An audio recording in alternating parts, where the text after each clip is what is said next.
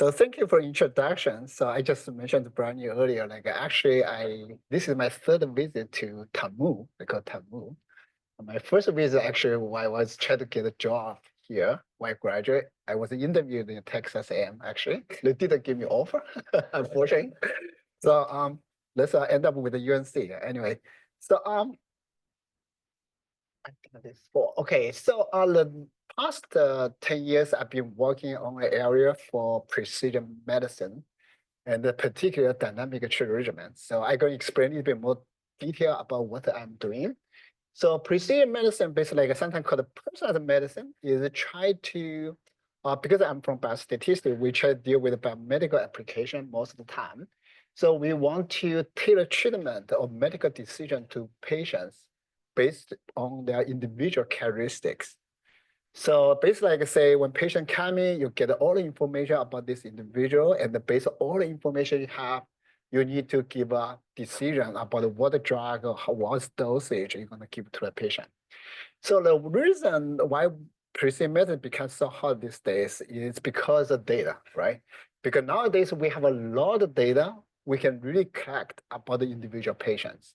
So here I list a few, like for example, demographics, comorbidity conditions, disease stages, or omic data, genomics, image data, and also you will probably know like mobile health. People are using this wearable device, the sensor data to capture individual behavior, and of course EHR, EMR data as well. So because the data is so fluent, so people have very confidence that they know individual patient very well, so they hope they can make a better decision, a better treatment for patients compared to what they did before. So what I really, gonna focus on in this talk is dynamic treatment regimen. So what's a dynamic regimen? So basically it's kind of in contrast to static treatment. So probably most of you know clinical trial. When people do clinical trial, the FDA approve one drug, so they can give good recommendation for the patients. And the recommendation usually is one size fits all. Basically like every patient, they have this condition, they say this drug can be used. Okay, so but dynamic treatment regimen is more like a sequential decisions. And this is exactly what we do in the practice. When say I feel sick, I go to see my doctor, and doctor asks me a bunch of questions, take a lot of lab measurements or this measure, and they're going to give me one drug. And then maybe after 3 months, I come back to the doctor again, and there are some new conditions come out, doctor got asking new questions about what happened in the past 3 months. Does the previous drug work for you or not? And based on all this kind of information, the doctor going to give me new drug or maybe use the same drug as before. So you can see whenever you see the doctor over time, over multiple visits, every time the decision going to be adapt to your new conditions. So this is really called like a dynamic. So, and we are called a treatment regimen. Basically, the treatment is through all the visits. And they're kind of sequential. So in some sense, it's a sequential decision rule, right? So doctor try to make a decision for you, basically like which drug you're gonna use. But this decision is based on all this new information collected by the time you see the doctor. So, and it's very different from subgroup treatment regimen. So I know that probably you heard a lot about adaptive design, group sequential adaptive design, all this kind of thing. But let's all really focus on a subgroup. But here it's dynamic because every time decision you have to based on new information you have. So why is it important? Because like obviously it's whatever you do in the practice. And also we know patients respond to treatment very differently. That's why we always focus on precision medicine, personalized medicine. And even like drug effects can change over time for the same patient. Sometimes it works now, but maybe in 6 months it's gonna disappear. So next thing is obviously the new condition, comorbidity conditions, side effects, all this gonna come out whenever you take one drug, right? And the next time we make a decision for patient, you need to account for these kind of conditions. And the last thing, obviously, you try to be more adaptive to patients in new conditions because they're going to be more intelligent, going to cost the saving. You don't have to monitor patients from day to day. Actually, like in biomedical application, DTR, I believe as DTR-based dynamic treatment has been used quite a lot for a lot of disease conditions, especially chronic disease, like for the hypertension, diabetes, mental health, infectious disease, cancer, and the drug addiction. So, okay, so I just give you a very crude example. This is, I'm not sure you can see clearly from back, but this is taken from this ASC guideline, how to treat diabetes patients, type 2 diabetes, actually. So you can see, like, when patients first come in, you guys can see here is they measure this glucose level, sometimes called HbA1c level, okay?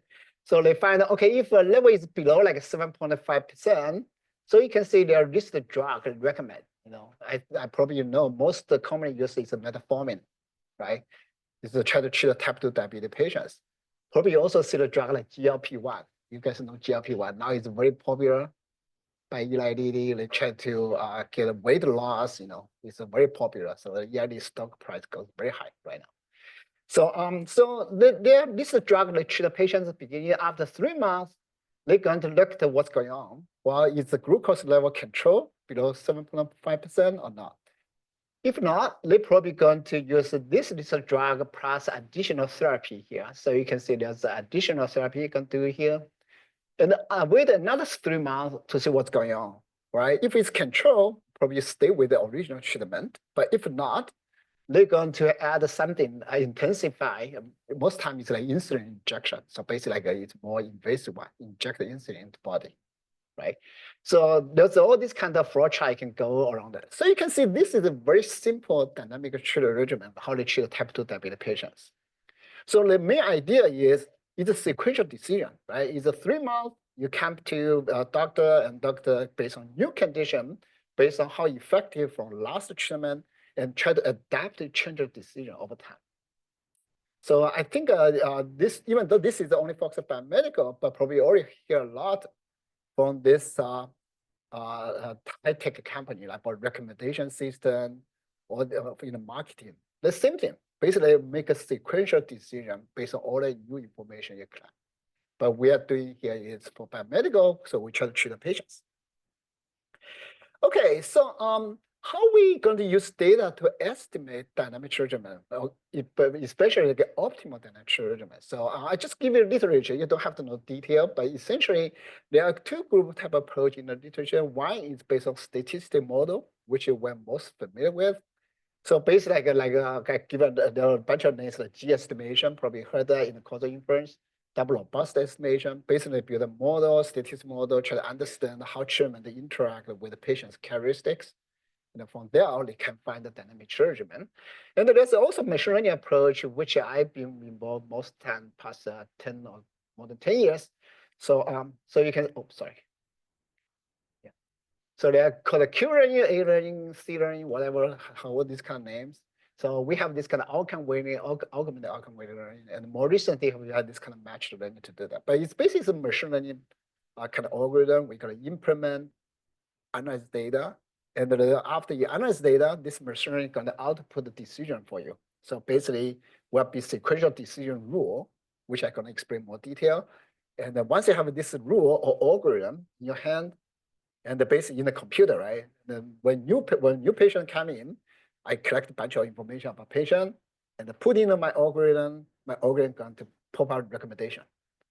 And after 3 months, they come back again. You get new measurements, and the algorithm going to pop out another recommendation. So that's basic kind of algorithm from this kind of machine learning methods. Okay, so that's so far all this approach I've been discussed so far is focus on find the treatment decision to maximize certain beneficial outcome. In my example, try to control this glucose level, right, below 7% or even better, like 6.5%. But we know, like in the biomedical application, a lot of situation is not just only beneficial outcome, but you also need to worry about side effects. Because we know a lot of situation is if one drug works so perfectly, always going to have a lot of side effects. Because drug is always toxic, You take a high dose, you get a lot of toxicity in the body. right? So in that case, you always have all these kind of side effects, the safety concern you to worry about. So let's count in the industry. I mean, the second paragraph I put on here, industry, usually people try to look at the benefit and risk balance or this kind of thing. So what I'm trying to say here is when you try to make best decision for patients, dynamic regimen, not just only say, I want to maximize, I want to control glucose level. I also need to worry about what side effects if I make this kind of decision, right? Because like, for example, I can show you very quickly, like I say, if you really want to control glucose level, insulin, you inject insulin, high dose insulin, intensive insulin injection, gonna control glucose level. But the big drawback about this kind of over control is hypoglycemia. I'm not sure if how many of you all know this. Hypoglycemia basically is like say, because insulin they're going to remove this blood sugar from your blood stream. So in that case, the patient is going to have low blood sugar in their body. So you guys probably know, like if you have low blood sugar in the body, patients start to feel dizzy. That's very simple, but more seriously, they're going to need to be hospitalized, or some patients even die. So there's all these kind of side effects associated with the treatment decision. So that's what I want to focus on in this work. I want to find a dynamic regimen, not just only try to maximize like a outcome, like a beneficial outcome, but also want to account for how to control the risk if you do this kind of decision. So you can see it's a multitask problem, right? So you want to maximize the outcome, but you want to control risk as well. And particularly, I distinguish risk into two components. One is called acute risk, and sometimes you can abbreviate as a short-term risk. So the other one is long-term risk. Maybe I can show you next slide. This is the again treated type 2 diabetes patients. So there are different drugs, right? So oh god, which one is? Yeah, this one. So there are different metformin is the most popular. It's just oral drug. It's just like a pill you take in by mouth. Also, this is oral drug. Insulin is more like injection one. So you can see I put you when you take a metformin, also often you see the side effects like a diarrhea, you know. So I call it acute risk. Basically, it's like a patient obviously had diarrhea, you want to treat them, right? So if you don't treat them, well, obviously a lot of fluid loss in the body, and the patients maybe lose confidence in your drug. They may not be compliant with the drug, right? But something like this kind of like a vitamin deficiency, you don't observe very quickly within like 2 months, 3 months. Maybe long term, you can see the deficiency. So this is more like a chronic risk you need to worry about. So it's like a long-term risk you need to worry about. Also, you can see like a hypoglycemia is acute risk. As I said, hypoglycemia is sometimes severe hypoglycemia can cause death. So in that case, you need to reach it. I mean, like like a very non-severe hypoglycemia, basically is like you give a patient, usually people give patients like a candy chocolate, you know, try to increase their sugar in the blood. So but also there's a kind of chronic risk like a weight gain. For taking this drug, we do observe patients gain weight over the long term. Once gain weight, and especially for this kind of severe diabetes patients, going to create a lot of issue because they're going to have a high risk of a cardiovascular disease. Everything going to be confounded together. So, and also you can see hypoglycemia, weight gain for insulin injection. So what I'm saying like here is there are long list of safety or risk concern whenever you give all these kind of medications. I try to classify them into acute risk. Basically, it's kind of risk that you need to pay immediate attention to. You need to control them right away. And the other one is like a long-term risk, because in a lot of cases you don't observe immediately, but take a long term to show up, like a weight gain, for example. You don't see weight gain dramatically within 3 months, right? So this is the kind of thing we want to consider in this work. Just to quickly review, actually for risk or safety concern, they do some work in the literature. Like one simple way is like come up with called the utility function. What do we mean utility function? Because we always worry about benefit risk balance, right? Utility function basically is like a kind of composite outcome, try to put the benefit and risk together as one single outcome. So a lot of cases it's just a weighted combination. weighted correlation. And how they get this utility function clinically, sometimes they just compose a panel, from all these kind of experts. They sit together and then they look at the benefit, look at the risk, they come up with. So it's very subjective, because of course the MD, they have all different opinions, right? So but also like sometimes use data driven, and there's also is uncertainty going on. There's other approach people do use a computation intensive approach. There are reference to but there's no theoretical guarantee, and it's really computation intensive. It's more like exhaustive search, find the best decision. And then my early work with my collaborator is benefit risk profile for single stage, even though this work focuses on dynamic, but all the idea really come from this early work. So you can see in the next few slides, I can explain what's the detail for the single stage, so we can see how naturally that can be extended to multi-stages. Okay. So so that's what I just mentioned. We want to extend from single stage to dynamic treatment regimen. We're going to consider both acute risk and long-term risk control. Well, actually not in one work, we do separately. And we're going to come up computationally efficient algorithm to do that. So I can show you more detail right away. So let's just, before I jump to dynamic regimen, let's just focus on single stage. Single stage basically is a one-time decision. So basically like, it's not dynamic, it's just patient come in, I collect the patient information. And I want to make a decision. Well, in my example, I just only focus on two options of treatment, like drug 1, drug 2. I want to decide, should I give a drug 1, should I give a drug 2, right? Just single stage decision. And the goal, again, just remind you, we want to maximize benefit, right? Like A1C level, we want to control that. But we also need to account for risk, because as I said, the more aggressive drug, higher risk, you can see. So to formulate, basically, is the next slide right here. Let me just explain a little bit notation about it. So first, what do we mean treatment decision? Treatment decision, which I use D, this notation to denote, essentially is what? It's a map of patient's information, or you can think about covariates, like you do regression, have a covariates, right? Patient all the covariates information. I map them into, because I have two drug options, right? I map them to drug 1 or drug 2. So let's come decision, right? You input the patient covariates, my map, my function D, going to tell you should be drug 1, or some the other patients maybe drug 2. So D is a decision rule, it's a map. And this notation Y denotes the beneficial outcome.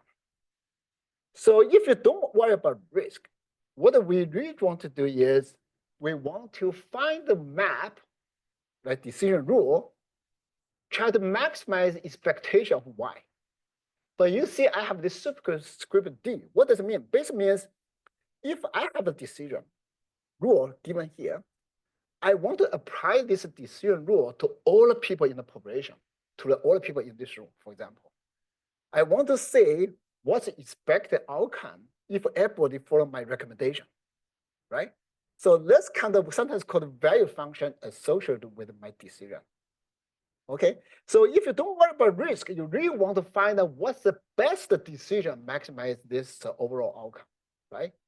Basically means I want to find I call D star. I want to find the optimal decision maximize the outcome if I apply my decision to everyone in the room. Make sense? But now with risk, I use R to denote the risk. So with risk, I need to worry about what's the risk if I apply this decision. So you can see this expectation DR essentially is if I apply decision to people in this room, what kind of risk I'm going to expect to see. So to worry about risk, then I want to control my risk below some pre-specified threshold tau. So tau is pre-specified. So basically the question becomes constraint optimization problem. Because without worry about the risk, I only need to maximize this one. But now I'm worried about risk, right? So basically the problem becomes constraint optimization. I want to find the decision, maximize the benefit of outcome Y, but at the same time, I want to control my risk not too larger than this number tau. Make sense? Okay, so once you have this kind of formulation, and usually because like my drug is drug 1, drug 2, so you can code it as drug 1 like 1 The other is the -1, just different label. So essentially, this decision function is some sign of some decision function fh, right? Because if I can come up this function f, then based on this function is positive or negative, I can tell I should use drug 1, drug 2. Because remember, I label one as -1, the other is -1. Make sense? So this is just kind of translation, a transformation. So, so essentially, to find the optimal decision function, essentially equivalent to find some function f satisfy maximize this one, but control risk below tau. And if you work out this kind of expectation, I didn't skip out detail, and you can translate this maximize constraint optimization problem into different problem like this one. Essentially, you try to maximize this f positive, but multiplied by that function, and this is another function, less equal to r. It just kind of work out like an expectation. You get this. But let's see what does it mean. So this delta YH is what? Remember, I have two drugs. One is called 1, the other called -1. So this delta YH basically is what's the difference? What's the treatment effect if I use drug 1 compared to drug -1? What difference? All right. And this delta R is what's the difference in terms of risk when I use drug 1 versus -1. So in other words, this optimization equivalent to find some function fh satisfy you maximize this weighted expectation. Another weighted expectation cannot be larger than some constant. Alpha is not exactly tau, it's shifted by some constant. It's just mathematical algebra, you can work out this one. Okay, so essentially, business, well, to understand this better, let's ignore the risk. Basically, what does it mean? If delta y is positive, like suppose delta y is positive, what does it mean? Basically means for the patients with covariance information H, by the way, H is covariance information. Okay, we find the drug y is better than -1, right? Then of course, your optimal f should be positive, right? Your function should be positive, right? Because the positive, which means you recommend 1. Otherwise, FH is negative, then recommend -1. That makes sense? So this is kind of if you ignore risk. So this is very clear. But now with risk, you have another constraint. Okay, so basically this single stage problem, you have data, covariance H, you have outcome Y, you have risk. And then if you want to solve this constraint optimization problem, essentially try to solve this one. And how we solve this? Actually, we do have a solution. Solution is given by this. Basically, solution is determined by delta YH if H belongs to this domain. Otherwise, it's determined by sign of those two. Let's kind of explain what's the meaning of this. What's this domain? This domain basically is delta Y times delta I is negative.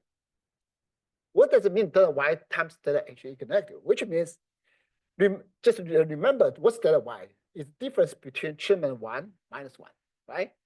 For outcome Y. Delta R is treatment 1 versus -1 for risk, right? So if they are negative, what does it mean? Basically means if a treatment 1 give you higher outcome Y compared to -1, and because it's negative, which means they give you low risk, right? So in other words, the treatment is beneficial for outcome Y, but actually risk is lower. So of course, in this case, when you try to make a decision, you don't even need to worry about risk, right? Because risk is actually getting better. You know what I mean? So that's why in this domain, if your patients happen to belong to this domain, your decision only need to look at the outcome, which one is larger, which one is small. Only thing when H is not in this domain, which means they are in the same sign, which means treatment 1 has a high outcome, but also have a higher risk. Then in this case, you can see decision has this kind of trade-off here. Right? So you can see for this domain, the decision will trade-off between the benefit of the treatment versus the risk, the increased risk of your treatment. And the trade-off is determined by this lambda star. And how you get this? It's very simple. You can do it like very exercise. Just work on like a Lagrange function, find the optimal solution. And actually, it's like I mentioned in the last slide, it's really related to Neyman-Pearson lemma. So just quickly go back. If you look at this more carefully, we want to find the function of H. In the hypothesis, it's equivalent to find the rejection region, right? FH bigger than 0 because basically you can think about FH is a curve, and we want to find this region. And this essentially kind of like in hypothetically, this is like find rejection region, maximize power, but they want to control type of error, right? This is like some like type of error, this is like power. And that's how we do it in the NMPS lemma, how we find this optimal decision rejection region. And basically, and that's what I said here. This is actually this solution. It's a very natural connect to NMPS lemma. And just show you one similar example. This just show you how this trade-off shows up. Well, this feature space, the covariance is only two-dimensional, the x1, x2. So the color, like from blue to this pink or red, the more red, which means the treatment is better compared to standard of care. SOC stands for standard of care, so it's like a baseline treatment. So you can see most likely you're gonna recommend for these people here, you're gonna recommend the treatment because the color is more red. But on the same time, I also plotted this line. I'm not sure you can see it. This is the risk profile. So you can see the people, patients for here, the treatment effect, treatment risk is 1.5 compared to standard care. And here it gets smaller and smaller. So this is like a risk profile. So if you don't worry about risk, forget about risk, I only want to find the best decision, recommend maximize my outcome. So obviously the boundary is right here in this curve. So which means all the patients that have covariance XY, X2 in this region, I can recommend the treatment. For the other side, we recommend standard of care. But if you worry about risk control, then you can see decision boundary behind this curve, the one below that. What does it mean? Basically means the patients, this part, patients, originally you recommend the treatment instead of standard of care. Now they need to switch to standard care. Why is that? Because the risk is pretty high, 1.51. Here is getting smaller and smaller. So this just approach just show you if you control the risk, the decision boundary gonna change. So just give you an idea. Okay, so so this is the single stage one, and once we have remember, like I just quickly go back. So once we know theoretically, we know like the best decision should be given by this one, and if you give you data, if you have data like you have covariance, you have Y, you have R, you have treatment, how are you going to estimate this one? Very simple one, right? Let's just use data estimate data Y, data R. And what's data Y? Just quickly remind you, data Y basically is kind of regression, right? You compare treatment 1 versus -1. So we can just use data, try to fit a regression model Y given HA. It's the statistic model, machine learning, neural network, whatever you want to fit. Parametric, non-parametric, right? You can fit a regression model and just plug in 1 and plug in -1 and calculate difference. Then for data R, you can do the same thing. You can fit a regression model, use a risk condition or covariance and treatment as well, and the plug in 1 -1. So after you're doing that, then you can, that's what I have here. Sorry. So basically, like use a regression model, either parametric, non-parametric, machine learning, or this kind of thing, to get the estimation of regression and get this one plugged into expression. That's the solution. That's the solution. Because we know the solution looks like, right? However, in other case, people worry about regression model being misspecified. Once misspecified, there's no guarantee this decision function will optimize a reward outcome but control risk. So instead of doing this regression, another approach we take is just directly work on object function. Remember, object function is try to maximize expectation Y, right, under this decision. And the control risk cannot be larger than tau. Remember, that's my original object function I want to do, optimization problem. So to do that, why do we just use this empirical version? Sometimes people call it empirical minimization risk, right? So basically, you just replace expectation by empirical version. That's what I'm doing here. Originally is expectation Y, but just replaced by empirical version. And expectation R is replaced by empirical version.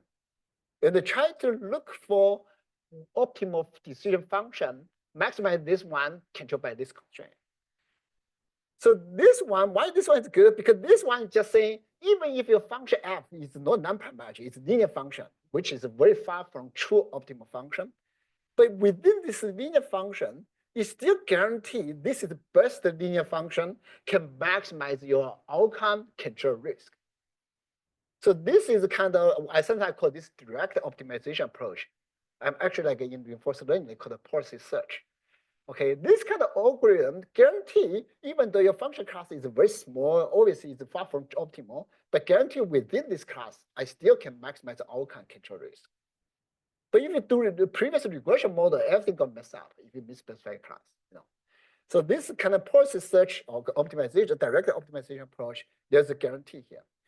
But the challenge here is obviously a computation. You can immediately realize this is happening in machine learning. This is like a 0-1 loss. It's indicator function. 0-1 loss we know is not differentiable. Of course, not continuous actually. It's not continuous function. So it's NP hard if you really want to do this optimization.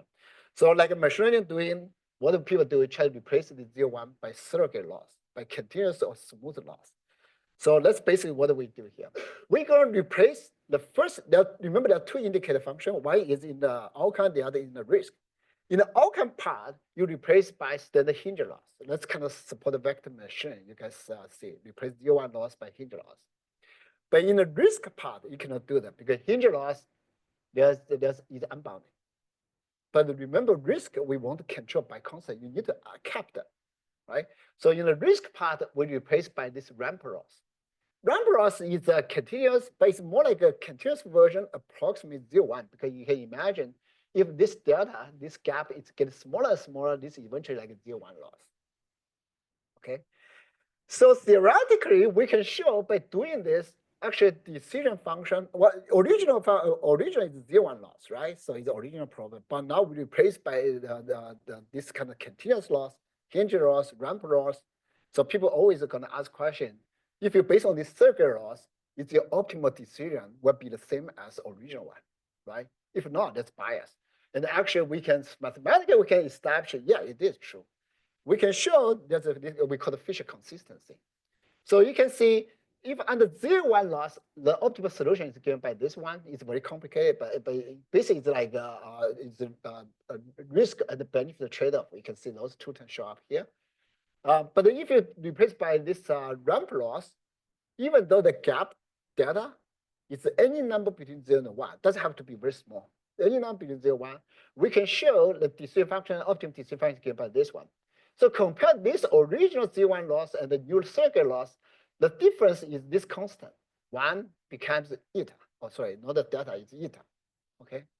But remember, our decision is not based on function value, it's based on sign of this function, right? We based on this function is positive or negative, try to make a decision. So you can see, even if you change a constant 1 to eta is a positive number, but recommendation is the same. Recommendation is the same. So which means you replace by the circular loss, you still give an optimal decision as your original 0-1 loss. Make sense? Okay, so this is kind of conclusion about single stage. Now we want to move to multiple stage. So okay, so multiple stage a little bit more notation, right? So because now it's a K stage, but actually later I change the K to T, T stages. So each stage you have a stage 1, stage 2, stage 3. Think about a simple example. In each stage, patient coming, you have information I call HK, and also you have a treatment action, right? Treatment domain. You want to decide which drug you want to use each stage. And also you have this immediate outcome YK, which is I didn't put on here. But the goal for dynamic regimen essentially is same thing. If you have decision function D1, D2, D3, we talk about 3 stage. Each decision function input is all the information by this stage, like suppose D2, basic input is all the information up to stage 2, right? Remember, this information include all the history, include what the drug they took in the first stage, right? What happened after they took a drug in the stage 1 before stage 2, right? So this kind of information is getting more and more over stages. Input is H2, output is a recommendation. Should I give a drug 1 or -1, right? And then you see some reward outcome and see some risk. So yeah, with this kind of, you have D1, D2, D3, it's a 3 decision, 3 recommendation at each stage. Input is different because it's different information. Output can be different because drug on stage 1, stage 2 may be different drug, we don't know. right? But this kind of associated with this called dynamic regimen, associated with this one, you also have this kind of whole value function. Basically, same idea is if I have a D1, D2, D3, I want to use this decision in practice. In other words, every patient in my clinic, I'm going to apply this recommendation. And I want to see what's the outcome I can see, right? So this is the expectation under D1, D2, D3, what's the expected outcome Y. Let's call the value function. So if you don't worry about risk, again, you want to look for decision function D1, D2, maximize this value. Basically, is if I implement this recommendation in my practice, I want to maximize the benefit, right? So this is without risk. But when you have a risk in the context, then you, of course, you have this kind of risk RT. Each stage going to show you risk, R1, R2. So for accurate risk problem, remember I mentioned like accurate risk, basically short-term risk and long-term risk. If we shorten risk, basically I want to pay attention to every stage of risk. I want to control the risk at every stage. Like if you take a drug at stage 1, they have diarrhea. I want to make sure within these 2 weeks, I want to control number of diarrhea episode, right? So in that case, you can say constraint problem basically is every stage you want to control the side effect risk cannot be larger than certain threshold, tau 1, tau t. So this is called accurate short-term risk you want to control. So that problem becomes you want to find the best decision, D1, D2, D3. In my example, try to maximize this outcome, but you want to control every stage of risk cannot be too large. So it's multi-stage constraint of control, right? So how we do that? So this is just standard assumption into Q because this related to what kind of data can we can estimate this one, right? So a lot of cases people use data from SMART called multiple randomization trial, that kind of data. But if it's observation study, you need to make a bunch of assumptions. Let's like relate to causal inference. You can easily recognize non-measured confound assumption, positivity assumption. So this is just kind of assumption. But main thing about this is the accurate risk outcome. Basically, accurate risk basically means the risk is really caused by the treatment that you receive at this stage. Like it's called short-term risk, accurate risk. It's because they took this drug, they start to have diarrhea, that's kind of thing. So how we do this kind of problem? So I mean, for that, look, interesting thing about dynamic regimen estimation is you have D1, D2, D3. If I really want to learn optimal decision for D1, you need to worry about the consequence for D2, D3, right? Because if I give drug A, the best drug, I think it's best drug in the stage 1, but this drug maybe cause a lot of side effects, maybe make other outcome look worse, they're going to affect decision in D2, right? They're going to affect decision 3. You see my point? So in other words, the decision you make at stage 1, you need to worry about what's consequence in the future. So because this kind of, sometimes people call it delayed outcome or long-term delayed value or something like that, basically means try to find the optimal decision. You want to make sure you're doing best in the future, right? You want to make sure you're doing best in the future for the patient, then you can tell what's the best decision I want to do today. Does that make sense? So this is interesting about when you try to learn optimal decision or dynamic regimen over stage, you have to do the best in the future and then worry about today. Then tells you the most algorithm is this kind of backward algorithm. You have to start from future first, So you want to, like I say, again, look at the 3-stage decision. If you want to find the best decision over 3-stage, first you find the best decision in the last stage. Once you find the best treatment decision in the last stage, and then you use this decision, think about every patient in the future, in the third stage, I going based on this recommendation. Then you move to 2nd stage. Then given they're going to get the best decision in last stage, what's the best decision in stage 2? Then once you get those 2 stages down, then you move to 1st stage. Does that make sense? So basically this kind of backward algorithm. It's just because very natural of dynamic regimen, there's a long-term or delayed consequence whenever you make a decision today.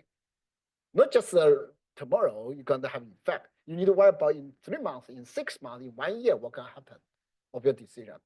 So this just give you, so I apologize, there are a lot of notation here. but I don't want to give you all detail. Just basically means you have to do this kind of backwards version. So basically, you want to get best decision in the future stage, then use this best decision in the future, and now look at today's decision and try to find the best one today.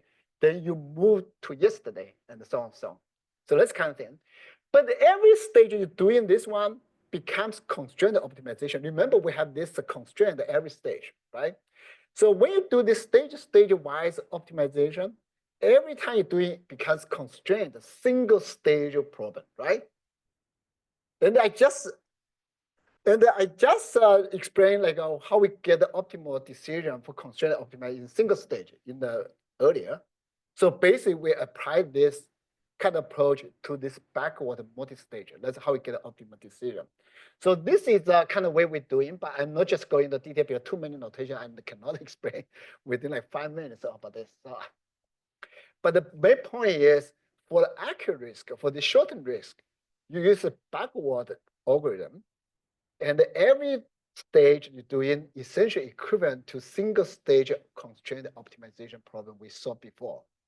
Then we can use the approach I proposed earlier, trying to find the optimal decision for each stage. Well, this is just theoretical result showing feature consistency and the establishment rates, and the rates depends on, well, actually we use to reproduce kernel Hilbert space with Gaussian kernel, depend on this spanner with the Gaussian kernel, and it depends on a bunch of boundary conditions like related to geometric noise condition stuff. But I just gonna skip this. Okay, so let's for short-term risk, right? Every stage you want to control risk, but what about long-term risk? Long-term risk problem is very similar to before, except your risk is for long-term. In other words, your risk constraint will be imposed on a risk outcome for over all stage. Remember, T is all stage. So basically, is you for over T from 1 to capital T. Capital is total number of stages. Given all this like a dynamic regimen for all stage, you want to control this risk on. Basically, is long-term risk because you're not just looking at every single stage. You want to see after you give a treatment over this T stage, what's gonna happen to the weight gain? Do they gain a lot of weight or not? Right. So this is the kind of thing like long-term risk. How we solve this problem? Actually, this problem tends to be easier compared to short-term risk. Is we can look at Lagrange function, right? Just look at this one. Often this one has constraint. You introduce Lagrange function. Essentially is this one. So gamma is Lagrange multiplier. So once you become this unconstrained Lagrange function, then this is an unconstrained optimization problem. And this is exactly dynamic tree regimen. All this literature have been doing because they have a lot of methods like I mentioned, Q-learning, O-learning, all this kind of machine learning. They can use try to solve unconstrained dynamic tree regimen problem. Only thing you need to determine the Lagrange multiplier using constraint. Remember, constraint is less than or equal to tau, so you can use constraint to find what's the optimal gamma. So this is very simple. But actually, in this work, we want to think about it more. So all the things, Q-learning, O-learning, you're familiar with the dynamic tree regimen literature, even include my previous, this shortened risk is the backward stage-wise, right? So basically, start from last stage, get a decision, move next day, and so on and so on. But you can see like this backwards version essentially is cumulative error. Every stage you're gonna make a mistake, right? If you do statistical model, your model can be misspecified. And if you do machine learning, they got a lot of larger variability going on. So there's all this kind of error going to accumulate over stages. And the second thing is about this kind of backward version is that once you mess up in a later stage, there's no way you can go back to fix that. Does that make sense? Because once your last stage is down, move next stage, you're not going back to say, okay, well, this doesn't work. I need to go back to see what happened.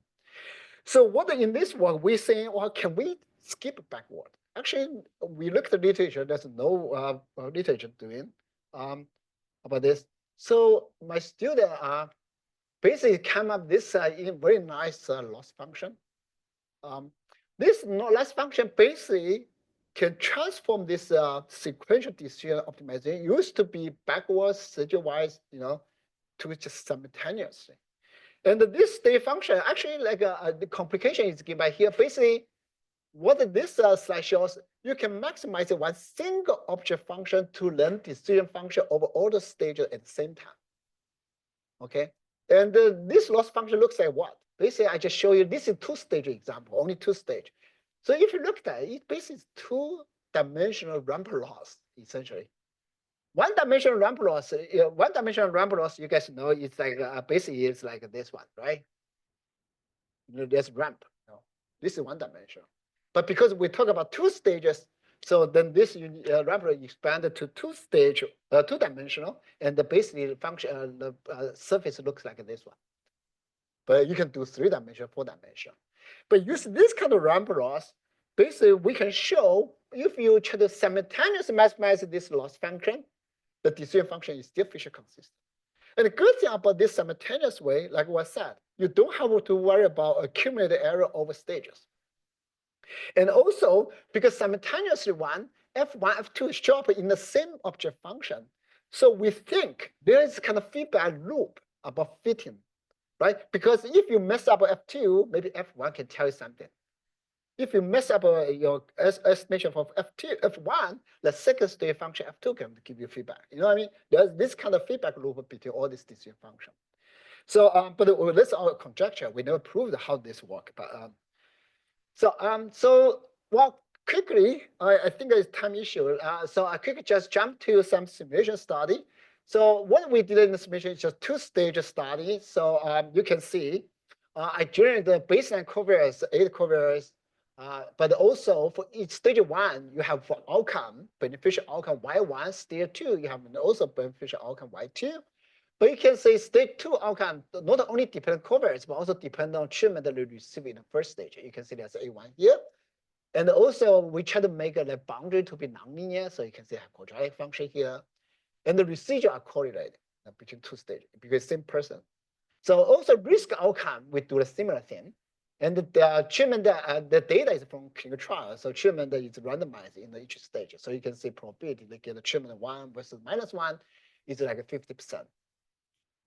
And remember, when we do this one, we have this kind of ramp loss, right? So you have this kind of gap, of basically this gap.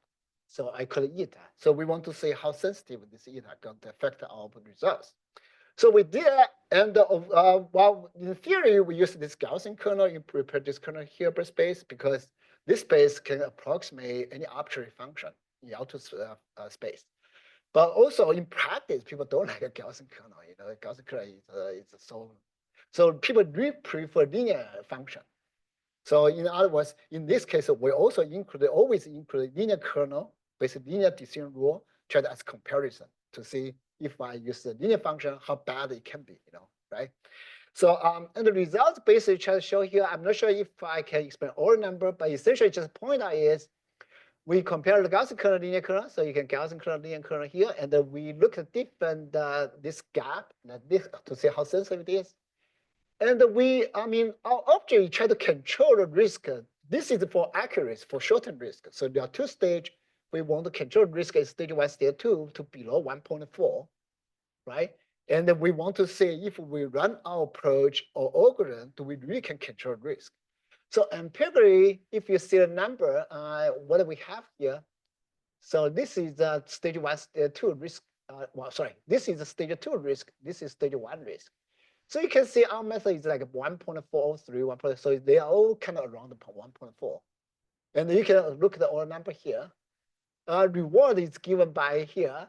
But if interesting, you just want to compare this one. This one is a traditional approach. Other approach, they don't consider risk control. So you can see if you don't control risk, the reward is higher. This reward is 1.4, here becomes 2.4. But risk is out of control, it's 3.0. Remember, we try to control 1.4.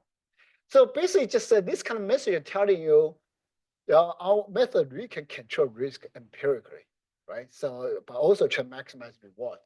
But also, like you can see, like there's not much effect from this gap. If you look at this 0.02, 0.06, they don't change much. And between linear kernel, Gauss kernel, linear kernel a little bit over control risk. But that is not too much. It's 1.3 become 1.2. Yeah, there are a lot of number here, but just basically demonstrate the algorithm is working. In this sample size 400, n equals 400. And this just graphic way display these results. I skip that. And also we remember we also have this long-term risk control. So this is another simulation, which I didn't give a detail in the slides, but I just also mentioned if you do this long-term risk control, we can control very well. Maybe I just pointed this first two line. So MIL, this is algorithm range. Basically, compare this simultaneous loss. Remember, I introduced this simultaneous approach versus this backward stage-wise approach, right? And if you compare those two approaches here, you can see the risk is a simultaneous approach control risk more conservative. I mean, we try to control below 1, and he's get a 0.914, and the backward is a 0.997, right? But the variability tend to be smaller. So in other words, when you do simultaneous control, simultaneous this kind of loss challenge decision function, your recommendation tend to be more conservative control risk. Maybe a good thing in practice, right? People don't want to risk go beyond like 1 too much.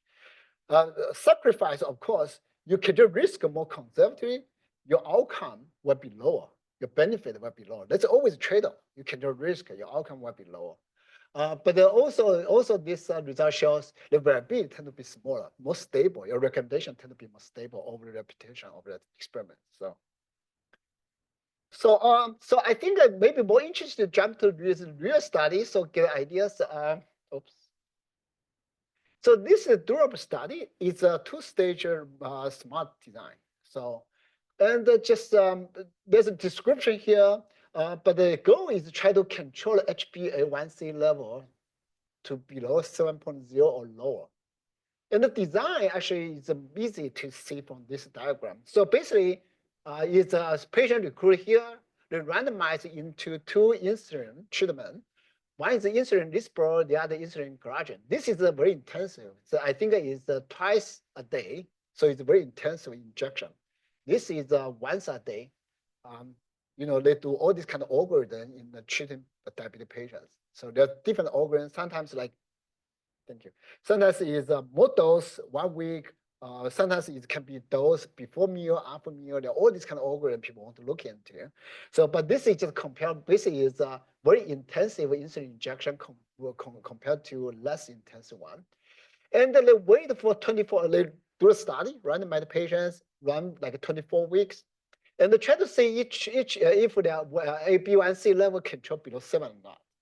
If it's below 7, then let's just maintain whatever they receive in the first stage. In other words, they don't change the treatment because it looks like it's working, right? They don't do that. But if not, they're going to switch treatment. So some patients going to be randomized into BBT. Basically, it's an additional therapy, But the other one is intensify this original injection. So this is randomized for this group of patients. And the same thing for the other group, like after 24 weeks, if they control below 7, just continue. They call the maintenance phase. They don't change the treatment from beginning. But if not, they're going to be randomized into 2 treatments. So you can see one treatment actually is the other more dose treatment. So this is like a 2-tier decision. So we need to use this one, try to say, can we find the optimal decision, but also control the risk? In this case, it's hypoglycemia. So I just quickly jump to my results. So as I said, we want to find optimal decision. In this case, basically, the patient come in. Do you want to give a 2 dose a daily injection or 1 dose daily injection, right? And after 24 weeks, if they're not controlled below 7, do we want to intensify injection or we want to add a BBT, basically new therapy, to the original? So let's kind of decision, 2-stage decision we want to do. But as I said, we want to control glycemia, And so the control, particularly, we want to control glycemia, which is tau 1, tau 2. Tau 2 is the control this episode in the second stage. This is the episode in the first stage. So this number is I can't remember, it's a log scale or not non-log scale. So basically, it's glycemia episode frequency. So this number basically taken from the data. It's not given by somebody else. We just use the mean of the glycemia and use that number as kind of illustration here. So basically, just want to show our approach is control risk pretty well. So like for example, we want to control the stage 1 risk 0.89, and actually we can control like 0.84. and the stage 2 is 0.334, and then we can control like 3.31. And how to get this number? We use cross-validation version try to get this number. But if you really don't want to worry about risk, if you forget about hyperglycemia, so you can see what happened. Well, obviously reward is higher, like I said. If you don't worry about risk, the outcome will be better, right? But the risk outcome for stage 2 is 3.34, which is fine. But for stage 1 risk, just jump to 1.04, right? So you can see the number risk getting higher. So this kind of illustration, and also we find that if you control risk, and some patients maybe show here.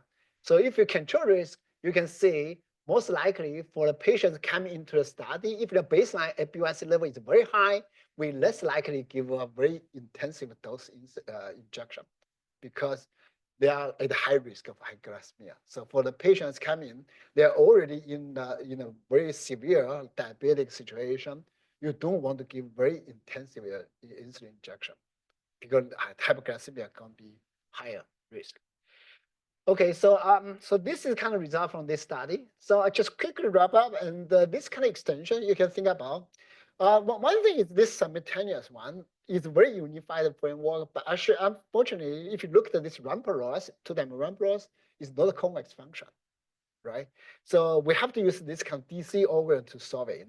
DC means like a difference of the convex algorithm to do that. But computation is pretty slow actually, and it's not quite stable. So right now we have another student trying to look into how to make this computation more reliable. And the second thing you can imagine is, so far I just separate the short-term risk, acute risk from long-term risk, right? But naturally you can consider both. You want to control hyperglycemia, but also you want to control weight gain. I forgot to mention for diabetes, we also use weight gain as long-term risk, for example, as well. So you want to do both. So it's multiple risk, actually multitask learning you want to do. And also you can think about how to generalize it to infinite horizon. So dynamic regimen so far is a finite number of stages, which is typical by a lot of biomedical applications. But these days, when people think about mobile health, mobile health basically is usually just send a message to your basically mobile phone, whatever. So this becomes like an infinite horizon problem. And then you think about AI and this kind of reinforcement learning is also infinite horizon problem. So in that case, you also want to worry about risk. Actually, I don't call it risk, I call it safety. And there's a lot of work. Actually, there's a lot of work in reinforcement learning about the safe reinforcement learning. If you search a safe reinforcement learning, basically look at the infinite horizon problem, they want to control certain risk or control safety. And the last thing I want to mention is risk, even though I call risk, because it just comes from biomedical risk, safety, side effect, adverse events, all kind of like a risk. But essentially, if you look at mathematics, it's just constraint, right? It's certain constraint. So if you think about this way, this kind of risk can be very broadened to other contexts. For example, constraint can be budget constraint, right? You give a treatment, and the treatment is very effective, but so expensive, insurance won't cover it. Then people have limited budget, so you have this constraint. How you incorporate this budget cost into a constraint when you learn optimal decision? That's also risk. It's also constraint.